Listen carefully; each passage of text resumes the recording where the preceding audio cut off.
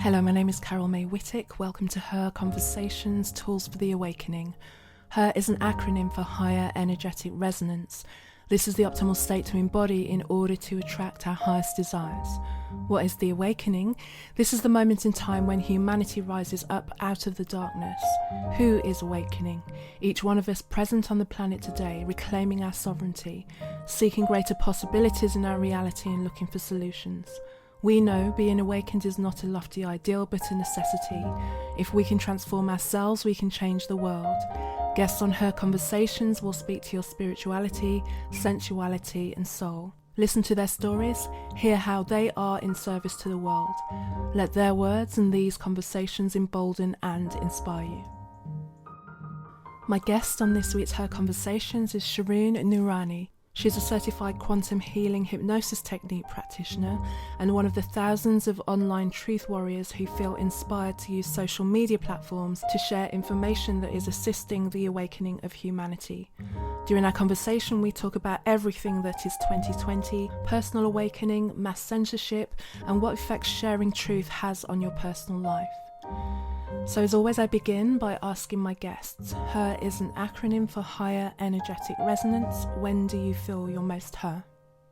When I'm in alignment with me, and that begins with me knowing myself. I've learned to embody the phrase, he who knows himself knows God. It comes from Imam Ali, and I've learned that the greatest gift I can do is learn myself. So on days when I need quiet and solitude and isolation, I honor myself. And that's the highest form of my resonance in that moment. Mm-hmm. And then if I feel like I need to be around community or, be around people that are supporting me, then that's that. And when it's me speaking my truth, that's me in my highest resonance. And so knowing that it doesn't look one way or doing one thing, and it can look, very different based on what's presented to me on my internal self. And so that to me is the definition of her. And I want to be her every day of every minute, right? And just living in absolute resonance of my authenticity. Almost like radical self-acceptance and radical self-love. That's her to me. And that's when I feel completely empowered and embodied in what Source wants for me. And so, and I don't think it's easy, right? Because we all know, like, some days we're expected to look a certain way, be a certain way, feel a certain way, especially with all that's happening in the universe.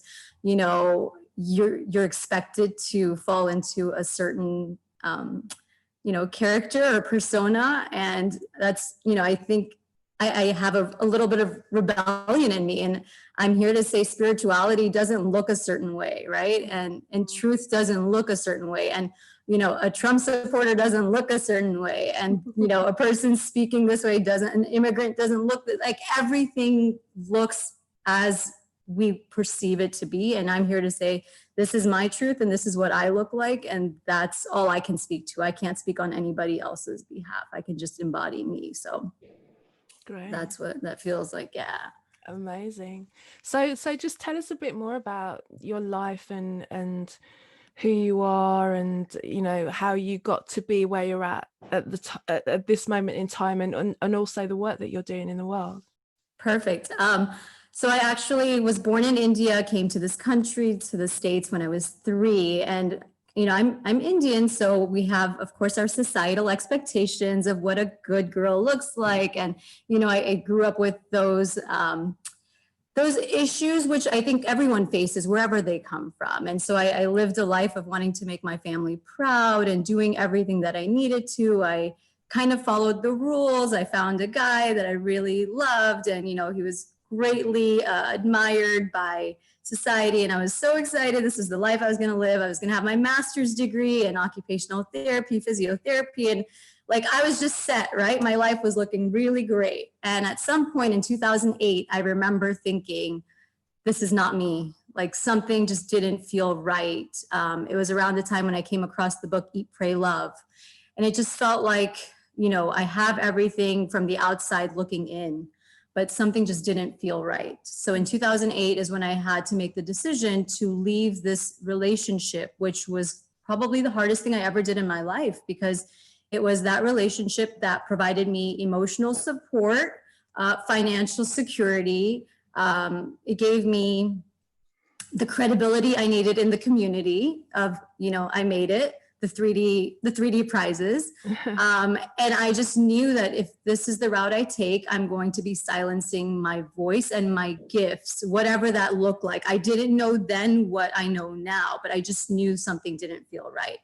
So that was in 2008. And then I kind of went on a little journey of finding myself, backpacking through Europe, creating a bucket list. I've always just been this very spontaneous, vibrant person. And I just started just kind of exploring it. And I was doing things people weren't necessarily doing. And it was okay with me. I never felt bad for it. My parents, luckily, my mom was very supportive. She was a black sheep. She got divorced. So I've always been around kind of trailblazers. And so it helped me to become the woman that I wanted to become.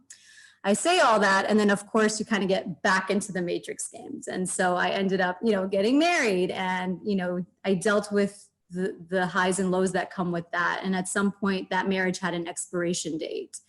And I just knew that I had to leave that. And so, when we think of relationships and we think of the word forever, these are things that we need to, as a society, learn to become detached to, right? Because these are false senses of securities and illusion of control that our brain feels like we need to have. And 2017, I went through, my divorce, and I would say an awakening, right, of a different sort. There's so many different awakenings, but I would say 2008 was a big one. 2012, I had a nervous breakdown, which completely changed my life.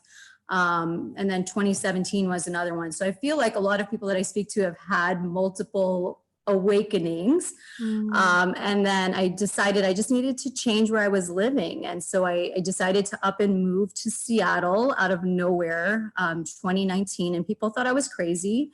And I just got a hit from spirit that said, look, this is the time to do it. If you're not going to do it now, it's never going to happen, probably, in the sense of like, this is the time to get out of your comfort zone. And so I'm so glad I went when I went. It was the summer of 2019. I got to experience Seattle and all of its beauty for 6 months.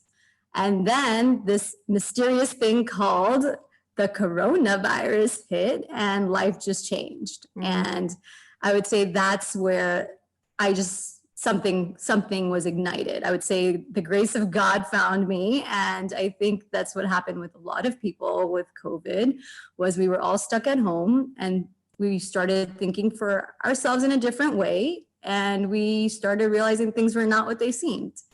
And so I'll go into this a little bit, and we can kind of build on it. But I actually just go ahead. Do you have a question? No. I was going to say, sure, keep going. Okay. Yeah. So I'll just build all these awakenings and whatnot, build on each other. So for me, COVID was a really big one, because here I am. I had just traveled to India for New Year's. I was flying all over the world. No one was saying anything about masks at the time. I come back and I'm just like, something's going on. And Seattle, of course, was the first case in America. And I'm there, and I work in nursing homes as an occupational therapist. So for me, I was extra aware of what was going on. And I thought it was going to kill all of us. I thought it was going to wipe out like half the world. I was like, this is it, you guys. This is like, no one, I was telling my family, they thought I was crazy. I was like, do not leave your house without gloves, a mask. Like, I was the crazy one, right? And they were like, you're too much. And I was like, no, guys, we don't know. And until we don't know, like, I would rather be careful, right?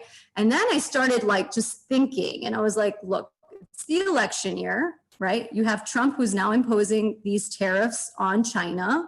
You have, all of these things that I'm starting to pick up on, that it's like man-made, it's made in a lab. And I start just kind of like diving in challenging my beliefs. And I think that is the number one thing anyone can be open to, is challenging anything you think you know, and knowing that you actually don't know what you think you know, right? And that was the biggest lesson of 2020 for me.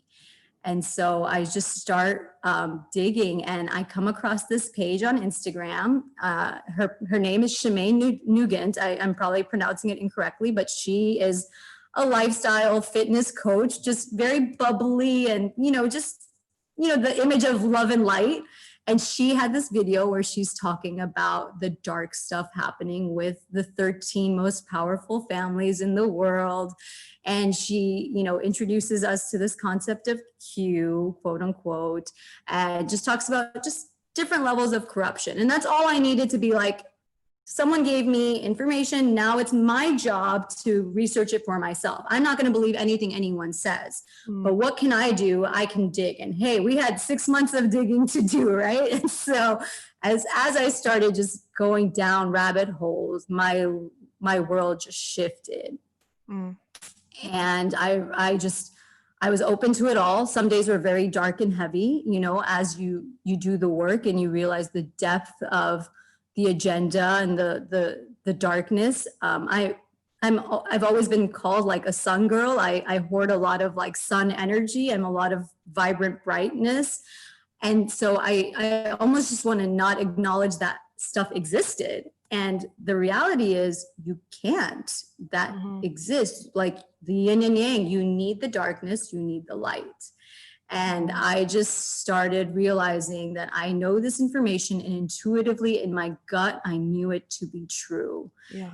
And I found communities online where people were speaking truth. And I just dove deep. I jumped in. And then I had to make the decision on whether I start speaking up about this, because what do you do with all this information if you're not sharing it? Yeah. At some point, does it become a disservice if you know the information and you're not able to share it out? So that's where the next shift came in that decision making of what do I do with this information? I mean, it's interesting because I think for me it was a galvanizing, because I've always just had like a suspicious mind about varying different things anyway. So I think that the biggest shift for me was just putting everything together in March, and it didn't really take that long. I think it happened a week after we went into lockdown level 1. We're in lockdown level 2 in London. You've got to play it like a game now. Honestly, it gets to the point where it's once you see it, you can't unsee it. Yeah, that I will tell you. And for me, the crazy thing is that my dad was the original conspiracy theorist. Like when I was a child, he would always be watching the Super Bowl and telling us like, oh, this is all rigged and blah, blah. I was like, oh God, Dad, like not again, right? I just remember being like, I couldn't even take my dad out in public without feeling like he's going to say something crazy. And now I'm like, I am my dad's daughter because I have fully like embraced all of this. And, for many Americans, like 9/11 was that first like aha. And I was in such belief that our government could never do something. Like I was like Carol May, when I say I was the epitome of sheep, I was the epitome of like, I just believed like the government wouldn't screw us like that. No way. Like that's the type of level, if I could break out of, I trust that anyone can break out of. That's why I'm so passionate about this. That's if they choose to, though, because it's in the light of overwhelming amounts of evidence now to the contrary, and that's the stuff that's still available, because it's like playing like whack-a-mole now, putting information on the internet. You have to kind of send everyone to it, and it's like you've got 2-3 hours, if you're lucky you've got a day, that you can actually absorb this and download it and screenshot it and share it, and it's this whole kind of thing. And it's interesting how many people are still very much rooted to the belief that in the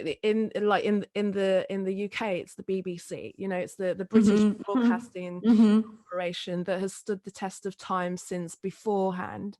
So there are people that have grown up, and especially a particular generation who have looked to that as the standard. And yes. I think like BBC is probably the biggest one because it's worldwide, Yes. You've got your kind of CNNs and NBCs and Foxes that we don't really get syndicated over here, but BBC props up everywhere, and everyone in every country knows the BBC. They and we have the gold standards, and that's the gold standard. Like, that's fair news. Yes, it's like, if anything we have learned about censorship and big tech, it's there's complete control of information that's being put out. And if I didn't experience it with my own work, things that I'm posting being taken down, my friends who have small accounts, Carol May, like a couple hundred, maybe 400, 500, being whacked. Why? What are we so afraid of? What are we hiding, right? This is modern day book burning, right? What is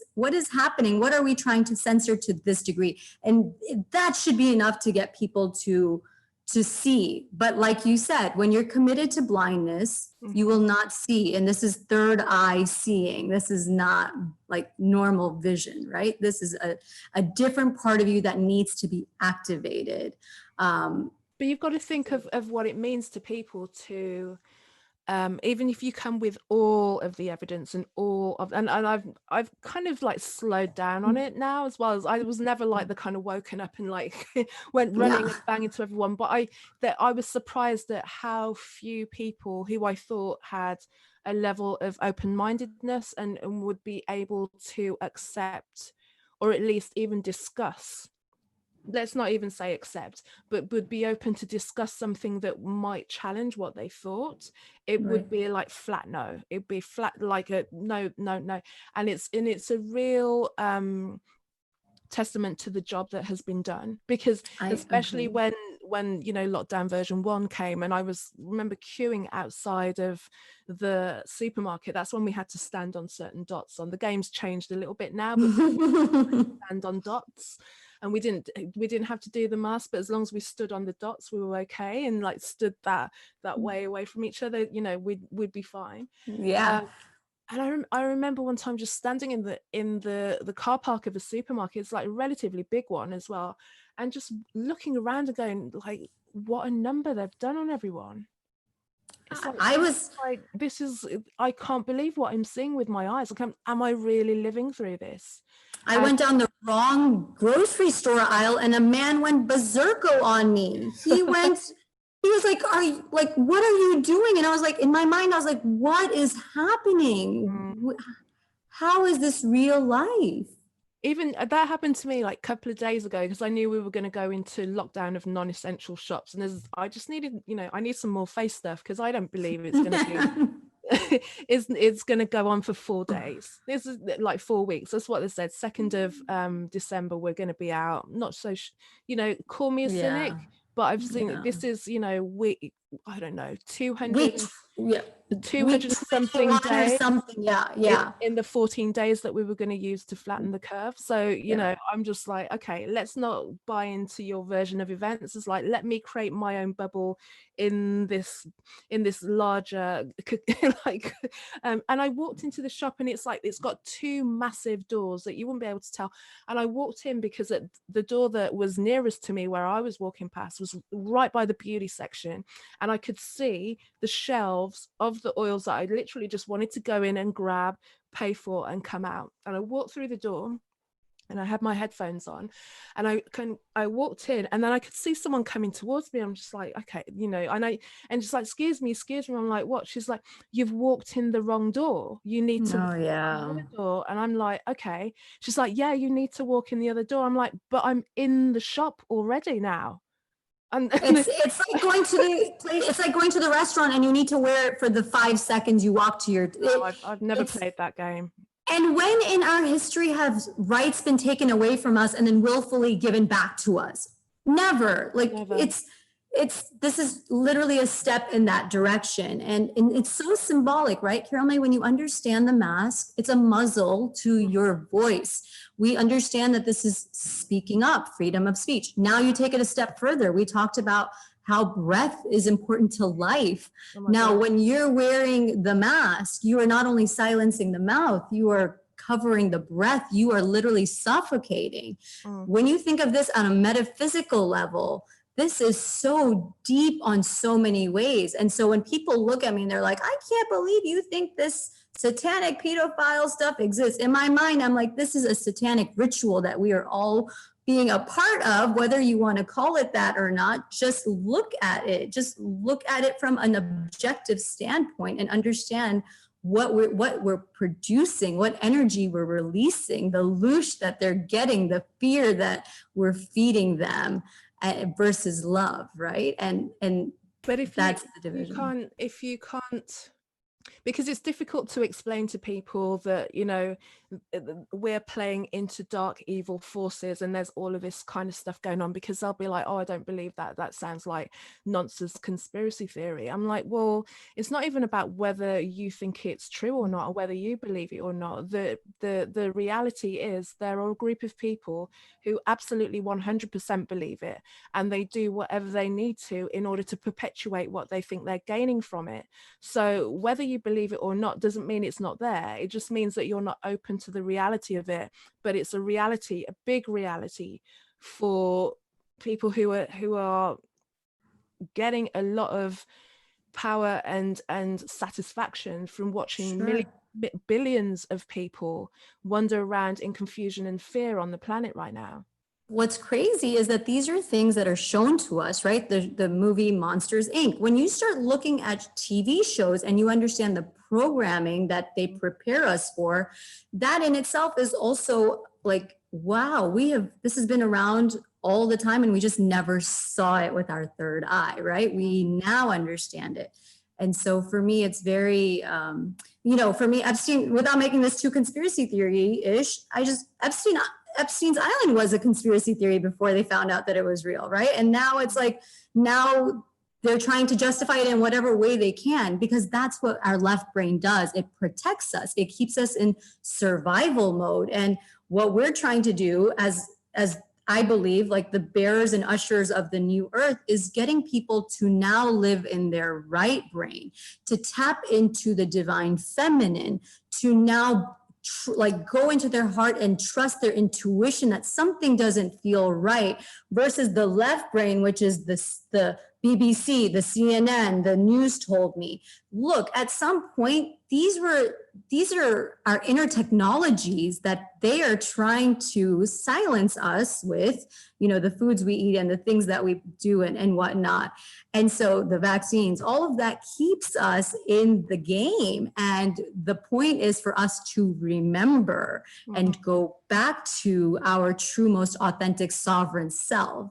And so how do we do that? We start awakening people. And that is where I feel like my role came in when I decided this summer in June or July. I said, with the information I know, what am I going to choose to do? And I said, I'm going to speak up about what I'm seeing. It's my truth. It might not be your truth. And whoever resonates with my vibrational frequency of information will find me. And that's when I actually made my Instagram page public. It was actually private for a long time. I've never been one to care about followers. That's not my thing. It's always been very hard. Like, I've always just wanted a great community of people, right? That I could be myself around. And so as I made my page public, I just found people gravitating towards the work. And the number one thing for me, Carol May, was when I started putting the information out, I never wanted to have a gloom and doom vibe. Like, this is not the energy frequency or the signature that I choose to emit. And I don't believe in the black pill, which is the we're all screwed. I don't believe in that. I believe we're actually on the optimal timeline of new earth. And this is the role that I'm here to play, to awaken. And so I made my page very high vibes, 5D, ascension, but simultaneously truth will come with that. And those who are able to receive that will receive it. And that's where I knew I was stepping into my most authentic, true purpose, right? My dharma was divine truth. And this just happened to be, the election happened to be just a symbol of that expression. And, when people say, I can't believe you're voting this way or that way, I don't care about the political parties. For me, this is bigger than that. This is a mass awakening. This is, if Trump needs to play the role of a trigger to enlighten you into the corruption of what's happening, so be it. If you don't need to see it through him and you've done your own work and you can find it on your own, that's great too. I'm not attached to one candidate or the other. That's where, like, I know my sovereignness, right? I know that I'm here to birth a new earth where we are all, like governing ourselves. Big government is not the way of the future, right? And like villages and communities of people working together, that is the way of the future, right? Like I know a lot of people heard the Kanye West and Joe Rogan conversation, and in that he speaks very much of creating communities, like small communities of people supporting each other, right? Getting off grid and creating our own educational systems, not indoctrination, right? So these are the ways that we are going to birth the new earth. And that's what's happening right now as a collective. We are in this mass awakening of choosing which reality we want to live in. I'm sure you've seen the meme that says, this is the first time in history where you could be standing side by side with another person and they're living in a completely different reality than you. Oh, I'm aware of that.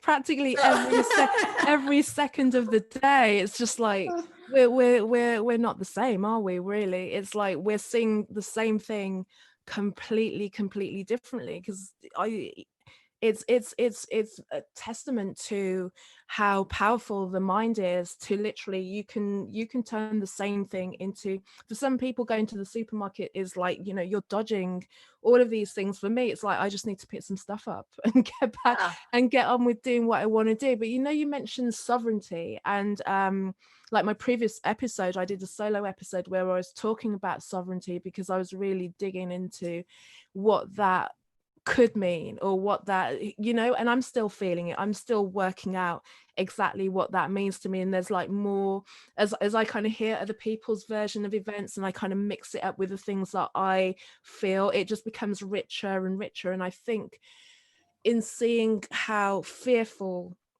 and accepting of the crazy regulations and mandates that are being put out there, when people don't have any awareness of personal sovereignty, then it's going to be, oh, okay, I'll go along with this, and like, can I do this, and am I allowed to do that? It's like you're allowed to do whatever you like, actually, you know, within reason, you know, as long as you're doing no harm. But it's going back to like finding that sovereignty. It's going back to remembering that you've got a connection somewhere, you know, up and down the chain that will be, I didn't get incarnated onto this planet to go out like this and to humiliate myself by walking around and doing things that I intrinsically on a soul level know are BS. I'm just like, this doesn't make any sense to me. If I'm looking at something and just thinking, well, it doesn't add up. Even if I haven't got the questions, it doesn't add up.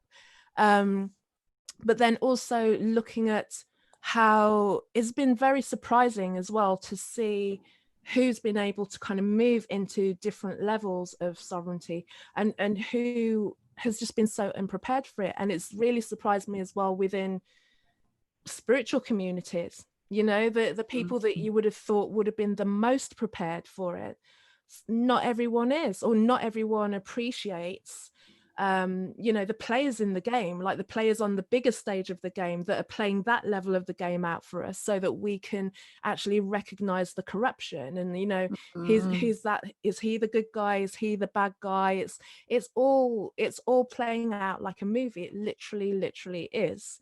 And if you can like remove yourself away from like wanting this person to be the right one or the wrong one, they're incarnated into roles that they're playing in order to reveal stuff. So one is playing out, if you want to say, the bad guy, and another one is playing, you may not say he's the good guy, but he's like going in like a bull in a china shop and turning tables over, you know. And that's where people have a problem, I think, before as well, particularly when it comes to the president and the presidential election and all that stands for.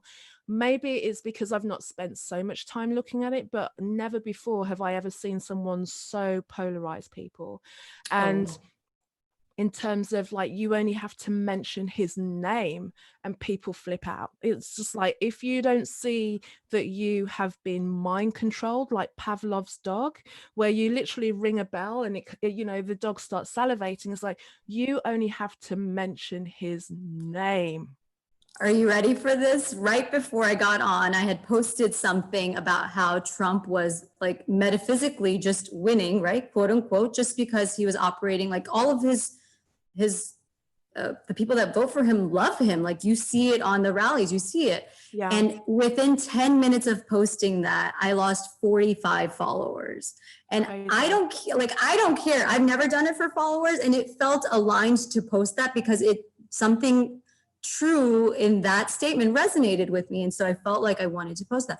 And I worked with it for a little bit, and I was like, what in this is like causing people to be so triggered? And it's exactly what you said, because sovereignty equals ultimate radical freedom. Freedom from thinking what you're expected to think, right? And so you now are responsible for your actions, for your thought. And that is the hardest thing that people who have been programmed to be in the matrix can do. They're used to their easy button. They're used to this is how I'm supposed to feel. This person did this to me, I have to react this way. This person did this, I need to behave this way. And if I don't, now something's not normal with me. And so that's what I'm learning, is that this polarization is actually causing people to either pick which timeline they're operating in, right? Like which reality they want to create. And I'm not here to judge anyone, because ultimately unity consciousness is knowing that we all have our own path, our own truths, and we can all live with that.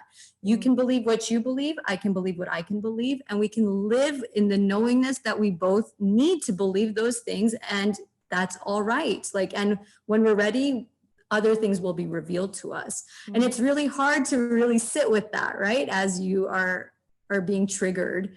But if we can get society to love one another, love is the highest frequency. It's the vibrational frequency that they don't want us to be in. And by they, I mean they. That's what we are trying to achieve, is this vibrational frequency of love. But if you've never asked, you're talking about they. If you've never wondered who they was, then you've not even got there. And you haven't got there. I always wondered who they was. Yeah. As a child growing up, it's like they don't want us to do. They don't want, and maybe it's a thing that because we came from the Black community, we felt like there was a they that was really stamping on our necks, Right. So it was always like, this is how they say, and they say you should do this, and they say you should do that, and I'd be like, well, just okay. Yeah. So who are these they people? Why can't we? So where did they write this stuff? It's like, why are we all going along blindly about like following this they? I think Earl Nightingale, when he talks about the strangest secret, where the fact that everybody is just following the person in front of them, blindly, not really knowing who is actually setting the rules and the dogma of what it is and how life is supposed to be and what makes a successful life. And now that you have the opportunity to kind of stand back and go, well, I've always been on the fringe. I've been the black sheep. I've been the weird one. I've been the pie in the, the head in the clouds, pie in the sky, always believing like things can't ever be like that. And I can see in my thoughts and when I look at what's happening and how things are literally crashing down and crumbling, it's like, it is quite possible, but all those little daydreams that I had, that kind of utopian new vibrational 5D earth, whatever you want to call it, is a real possibility. Because also within this period of time where we've been locked down and quarantined or whatever, I've managed to connect with more like-minded souls, and I'm sure it's true for millions of people across the world, that they wouldn't have had these connections. They wouldn't have the amount of enlightened conversations that I've watched over the past 6-7 months as well and I always used to seek out good podcasts, good people's books, but then seeing like people come together, and have like roundtable talks, and I take my information from so many disparate kind of ends of the scale, really. So sometimes I'll go to the most esoteric people who are channeling, like Laurie Ladd. I really love her work. Love her, yes. So, you know, she's always talking to like the Galactic Federation of Light, and kind of, so she's looking at it from that perspective.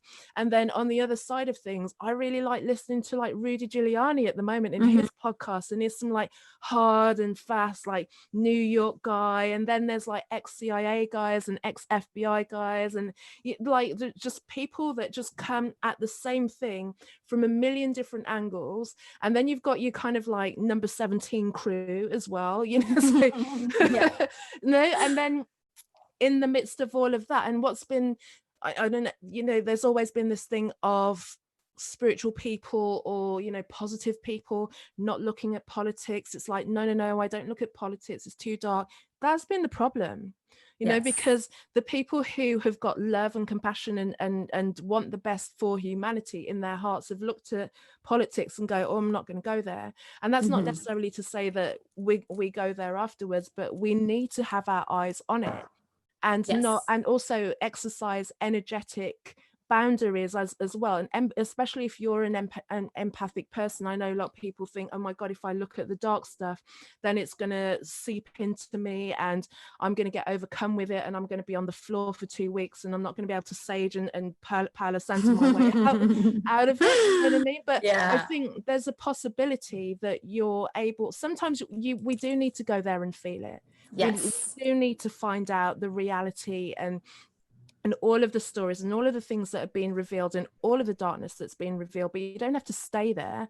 Like you can just watch it and know, you can just watch it and see it play out and know that these things are. And sometimes maybe you do want to kind of feel into the pain and the plight of all of those people, those thousands and millions of people who've been trafficked in our name over the years.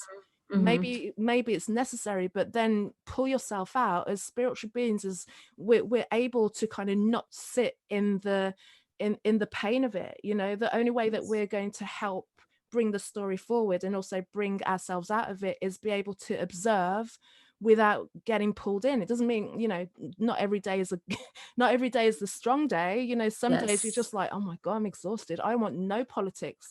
I don't want to hear anything, I don't want any conspiracy, I don't want to know about what's going on. But the story is continuing, this story of this health issue that we've had going on for 7 months, that I think they're going to try and roll around until at least next spring, version 1. Who knows where it's going to be. But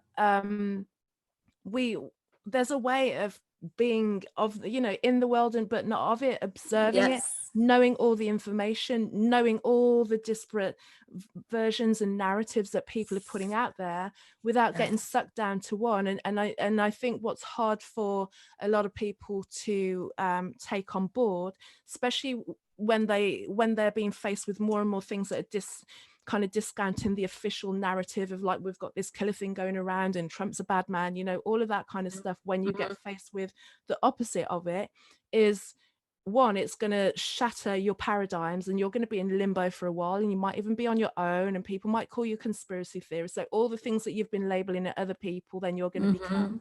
So there's going to be an ego death. You don't know if you're going to you're not going to know if you're going to recover from that. And then suddenly you have to start using the very thing that you have been indoctrinated out of using, and that's your mind. And it's hard. It is hard because you go on and you find a few people and you think, oh, I really resonate with their point of view, and you start consuming their content for a bit, and maybe you start to shut out too many other voices, and then you get to a certain point and you're like, oh, okay, maybe they're a bit compromised, maybe they're a bit it's a different level of knowing. It's a different level of taking on information. Instead of sitting and just going on your prescribed news channel and taking that and creating your reality around it, you need to listen to about 20, 30, however many voices, keep spinning those plates of reality and possibility, and work it out what feels good to you, and just meander and make it happen that way. It's a newer way of being, and it takes, your brain needs, the cogs need to be on, and it's hard to get started because you want one person to be true. So it's easy to go, well, yeah, I know they said this against that, but you know, they're you know, they got caught in a hotel room with this person, so I'm going to like everything that they've said. It's like, no, they're human. They kind of veer down the wrong path, but they might have 70% of a point. You've got to get that.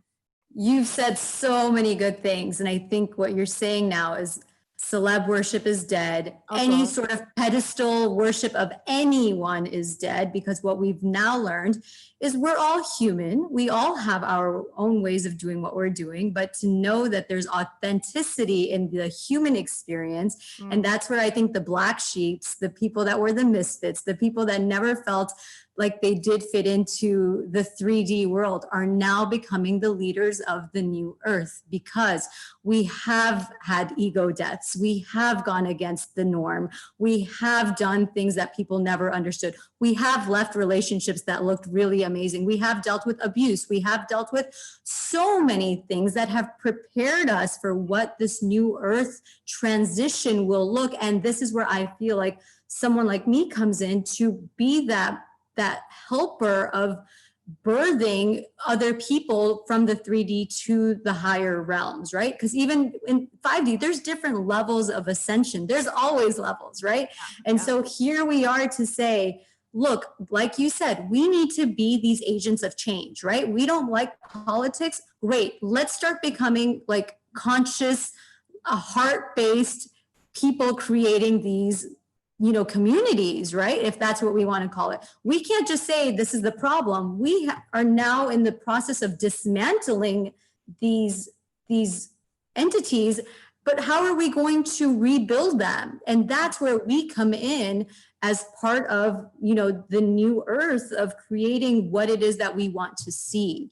And so that's where I think, the shift is happening. People, I think, are very excited. I'm one of those people guilty of, I hate politics. I don't want to be in it. And now I see myself so, immersed in it, because I understand the need for being a part of it, right? Being an active participant in the lived experience, versus just being like, someone's going to take care of that, because someone's going to take care of that has got us to where we are today. Sure. Yeah. And so that's exciting to me. And, when we talk about they, just so whoever's listening, like, you've got the Illuminati, and then people are like, oh, that's crazy, that doesn't exist, or the cabal or the deep state. These entities are there, and at some level we're just taught to like brush it off, and that's the problem. Like, we trust someone else to give us our information versus us discerning and researching and creating for ourselves. And that's where I think people are, that these are the roles of the star seeds, right? We start talking about, when you mentioned Lori Ladd and the galactics, and you start understanding this, the world that we're creating, we're light beings at our true nature, right? And we're in these human bodies. And so as we transition with, the times that are coming, we are preparing our bodies and our souls, our spirits, our everything for that transition. And what does that look like? That looks like taking care of yourself. That looks like eating right. That looks like knowing yourself. That looks like going back to what her is. When am I in her? When am I in my alignment? And knowing that that's what's going to carry me through, this transition into the new earth. That's exciting to me, being, that creating that space for people to unpack whatever it is they need to unpack, because Lord knows we've drunk it away, we've smoked it away, we've partied away, we've done every ism, right? Like, we've shopped it away, and now we need to sit with it. And that's what I see in the collective is you're either going to be ready to sit with, the traumas that have caused you, whatever it is. It's a lot, like you said, we have to unlearn and, be able to reconstruct the new reality for ourselves, and not entrust that power into someone else. Well, and the thing is, though, especially because I went to 3 of the 3 rallies that were in London over the kind of August October time, and the first one, I mean, because I don't go, I like my space, I don't like crowds, I don't like all of those things, but I felt a real difference in the energy in the last one. And it was more, people were awake to what was going on. They were awake to what needed to change. but I just felt that there was still a lot of work that needed to be done on a personal level, because there was still a lacking of and I understand the frustration, so it's not to be down on anybody, but the frustration with the people who were still asleep, the sheep, the, you know, so much name calling, so much berating, so much. So there's it's the hard part of finding that bit where you have compassion and you want to gently Yes. kind of rock some, you know, just kind of wake up, Yeah. wake Nudge up, them. wake Yeah. up, you know, just kind of shove Yeah. them like that, because nobody, you know, if you, even if you just take it on a literal level, nobody appreciates someone yelling at them to get to wake Right. up. You know, Right. so it's never going to be like that. We always kind of wake up in our own time. Yep. There's going to be that one thing that just like flicks it and suddenly the lights go on, and like you say, like once you see, so you Okay. can't go back. The Yeah. programming doesn't work anymore. You literally see it as it completely is. And you know, when I had, especially in the summer, when I was really kind of thinking of things on a bigger and bigger level, it was like, let me just sit and think, and you know, imagine yourself as, you know, I'd sit and look at the sky and go, let me just imagine myself as like the Jim Carrey character in the Truman Show, you know, Mm-hmm. because that's Mm-hmm. basically kind of what it has been. It's like, if we look at the Yeah. surveillance, if we look at the players, and actually one of the things that I wanted to ask you about was the backdrop people that Dolores Cannon Mm-hmm. speaks about, because I know that you've studied her work. I mean, you've done Yes. the training, and what are your thoughts on the backdrop people? I think everyone plays a role. And I think we all, she talks about the three waves of volunteers, the light workers. We live in a world of free will. And like you say, everyone plays a role. And we are not here um, to wake up the ones that are not meant to wake up. She says there's discernment, and there's two types of people: those that are committed to knowing what they know, and then the people in the middle. And I feel like what I'm called to is working with the people with them in the middle that are willing to challenge. And maybe a year ago I wouldn't believe that I didn't know as much as I know now, but we wake up when we're ready to wake up, and everyone plays the role that they need to play. And I was always a spiritual person, so to me, to have really thought that I was this brainwashed, quote unquote, I would not have believed it. I was like, I kind of already know the matrix, but to really see it is a different experience. There's theory, which is your left brain, and then the experience, which is the right? And so for me, this is the experience, the lived experience. Until now, I don't think I really understood it. So I think we all play a role. I think that's where the light workers come in. That's where the people who are, committed to not seeing. I don't think they actively are committed to not seeing. They just, that's just the role that they're in. Um, that's what they're here for, right? And that's, at some level, you can get into the karma and the reincarnation, or however you want to understand quantum lives, and that's a whole different topic. But everyone's got their soul contract, their path, and we're here to help with that awakening, right? Yeah. And so, Although I do want to say that I don't want to come back round on the 3D plane. yeah. I'm done, universe. I've like, mastered okay. this. I see the same thing. I'm like, I'm good. Yeah, I'm like, yeah, if this has got to be, if this is going to be the last one, then make it a toughie. Then I'll be like, yeah, but like, Exactly. And like, this is and exhausting.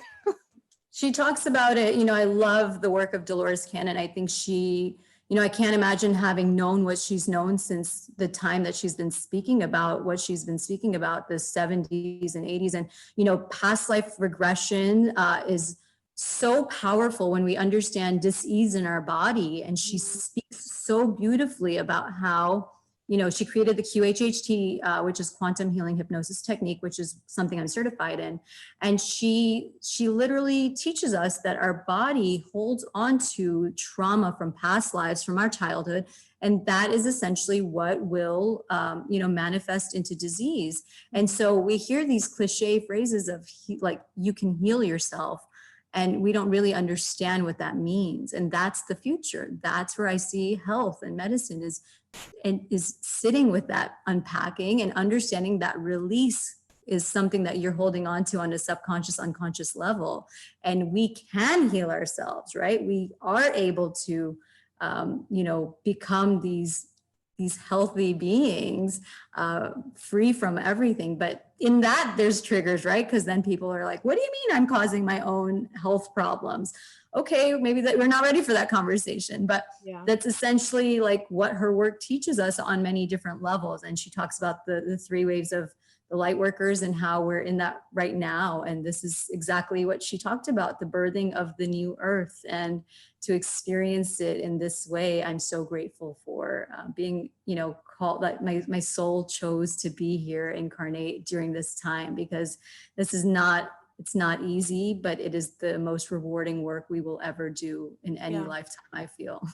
And it's just, it's not even usual. There's, if you think of all I was listening it today as well, when I was like putting out an Instagram post, and I was like looking at it, like, have I missed something out? And then I looked back and went, oh, I forgot the race riots as well. Yeah. I did miss out a few things, because if you think, well, we've had like a global pandemic, we've had election fraud, we've had the race riots, we've had just we still have 2 months, Carol May. I know, but then anything can happen, because then then we have like major censorship, we have like constant 24/7 propaganda like coming out of the TV screens as well. And that in itself, and I keep meaning to, but like, I just need to go and find a TV actually, but one of these days, to at least just go and watch at least an hour or so of mainstream media, just to see. You're not going to make it. You're not going to make it. Just to see, because I'm curious. I'm like, what is it that you physically are going to feel sick when you watch it? I don't watch TV at all. We don't have any news on in our house. And sometimes I'll catch it when I'm at the airport or something, and I physically feel it in my stomach, in my chest tightening. And I was just like, I need to step away, or I'll put headphones on, because it's so insane. I'm going to share this very quick story that Dolores talks about. She says, when in the training, she says, she talks about the different states of hypnosis. And so the QHHT works on the theta brainwave. And so she says, people don't realize how hypnotized they are on an everyday basis. And so the alpha brain is the one right below us, in our current state of beta. And so during the alpha wave, she says, people they did an experiment where they turned the news on, and they told people, when you drift up into a hypnotic state, the television will turn off. So people were assuming it would take like 30 minutes, 45 minutes, or an hour before they got into that state. As soon as they turned the news on, within 60 seconds, everyone was already in an alpha hypnosis state. Not surprised. So that shows you the programming. It's in the word television programming, how we are so hypnotized and we don't even know what's coming into our subconscious during that state. And when you are now operating in fear, you're taking in even more subconsciously. And now when we put together what she talks about with disease in our body and dis-ease, like those emotions are getting put somewhere in the body. They're being stored somewhere. And so the first thing, we say is throw the TV out the window. Like that is not a box to keep around, right? Oh, and you pay for the pleasure of it as well. You invite it into you pay thousands. Some of them are just like, they're massive. But you like thinking about TV, and like one of the things that really woke me up to the way that you can really spin propaganda and you can create something out of nothing was, I did like a very basic level media course when I was like at late teens, early 20s. It didn't really qualify me for anything, but it was like a way to kind of like pass 6 months and look like I was studying, But one of the things that we did learn is we all went out and we got the same amount of, we filmed one piece of something very innocuous happening. And then what our exercise was to create as many different versions of events out of that piece of, and it's amazing what you can make when you kind of spin it from a different angle, when you put different music on it, when you put then the same footage. And from as of that time, I'd already I'd already been like, oh, so I can see. I know every time I watched the news after that, I could just kind of see like 5 different version of events coming. And even if I go Yeah. back further and think of when I writing something, I think it was my GCSE, so I was like 15, 16, and my question was like, did we really land on the moon? I told you I've been suspicious from day one, you know, and who knows like if we'll ever find that out. So I was always like, I'm not sure, I don't know, you know, I'm not sure, I don't know. There's been so many things that kind of come out, and then, you know, over the course of the years, certain whistleblowers that have been found in the middle of the woods, and they've kind of committed suicide by shooting themselves in the back of the head, and you know, just like things where it would come through the news and I'd just be like, I don't know, Yeah.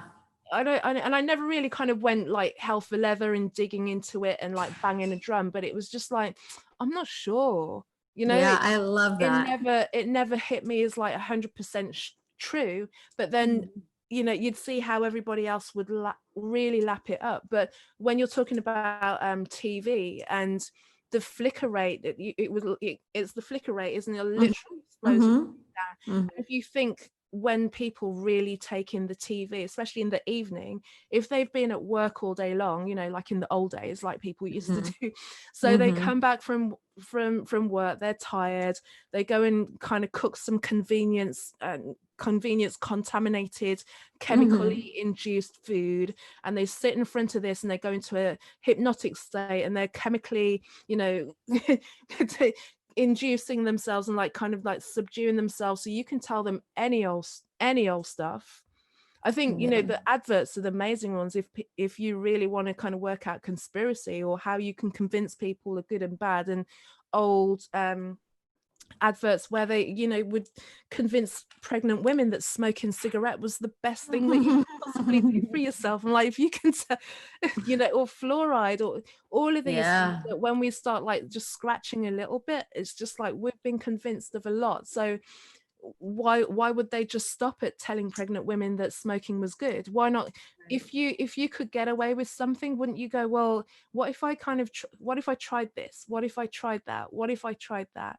And also, you know, another thing that we really need to take on board, particularly because we've been indoctrinated into this instant gratification. You know, we want something to happen right now, we want things to kind of be resolved right now. If we're kind of going into like the realms of like the conspiracy and the truth movement, is like we want to see certain people like brought to justice right now, not understanding that they, whoever they may be, these are people who plan situations and are prepared to sit for 20 and 30 years for the plans to play out. We don't play like that. We want it to happen like next week, or we don't believe, we lose hope. But if people spend years planning a day of their wedding, what do you think they're doing for something of this magnitude? This is set in stone from decades and decades, and it's just a matter of time for it to slowly drip out, right? You don't do the flood, you slowly create the movement and of the plan. And so that's the greatest thing you can do, Carol May, is keeping a very like inquisitive mind when taking in any information. The best quote I've read this year that summarizes 2020 is, the illiterate of the 21st century are not those that can't read and write. It's those that can't learn, unlearn, and relearn, whatever that means, right? And so we are choosing whether we're willing to unlearn things that we've been programmed to, you know, have been taught, and that's uncomfortable, and that's where, you know, it even starts bleeding into religion. It bleeds into things that we've been taught, and now like undoing that and really being like, is this the route I want to go, or what is this trying to, you know, keep me in? What division is this causing? What race war is this causing? What is this separating me? Is this separating, or is this uniting? Right? That's the discerning question for me. Is this causing love, or is this causing separation? Yeah, I think that at the moment there's so much separation, and that the age-old race wound got triggered really quickly, and it just splintered people. They know. They know. I'm not even going to go down that. No. I just know they know what the buttons are. They've It's done like their if you've got a sibling, if you've grown up with a sibling, they know exactly where to pinch oh you yeah. to Oh yeah. set you off. It doesn't even have to be like there's that wound and they can go in and Yeah. it goes like crazy, and it brought up all of that pain once again to the point that people weren't prepared to look at it. And it's interesting because I just had to experience different people's view on that on the race issue, because I just looked at it again and I was like, actually I'm not going to do that anymore. I'm just really not going to go down. I'm not going to deny that I'm not a Black woman and I haven't experienced situations as a result, but I then have to understand that systems and programs have been set in place to perpetuate the division. So if I kind of decide that I'm not buying into that story anymore, and anybody who attacks me as such is just literally still running that program, and they just need to wipe that, take that app off your phone, take the race app off, you'll see, because we've got a bigger issue at hand and it's got nothing to do with the color of our skin. It's like, I just wish the aliens would come, and then we could just let's do something different.